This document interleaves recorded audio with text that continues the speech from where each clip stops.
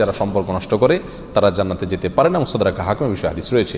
Number 5, মুসলমান হয়েও যারা জান্নাতে যেতে পারবে না তাদের ভিতরে 5 নম্বর ব্যক্তি হলো ভাই অশ্লীল ভাষায় কথা বলে, যে গালিগালাজ করে, যে কথায় কথায় আজে বাজে মন্তব্য করে এবং উগ্র মেজাজি, মানুষকে সবসময় দমায় রাখার চেষ্টা করে, দাবায় রাখার চেষ্টা করে, কখনো মানুষকে পাত্তা দেয় না, সাইড দেয় না, সবসময় সেই উপরে থাকার চেষ্টা করে, গোয়ার কিসিমের লোক যেটাকে বলা হয়।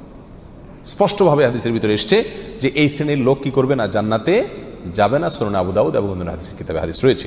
মুসলমান হয়েও যারা জান্নাতে যাবে না সেই লোকদের মধ্যে থেকে 6 নম্বর হলেন সেই সমস্ত শাসকেরা, সেই সমস্ত নেতারা যারা তাদের প্রজাদেরকে, যারা তাদের অধীনস্থ লোকদেরকে ধোঁকা দেয়। আজ দুনিয়ার কয়জন শাসক এর থেকে বাঁচতে পারবে সেটা আল্লাহই ভালো জানেন। বলেন একটা, করেন আরেকটা, নির্বাচনের আগে ওয়াদা করেন একটা, ধোঁকা দেন, পরে আর সেটা পালন করেন না।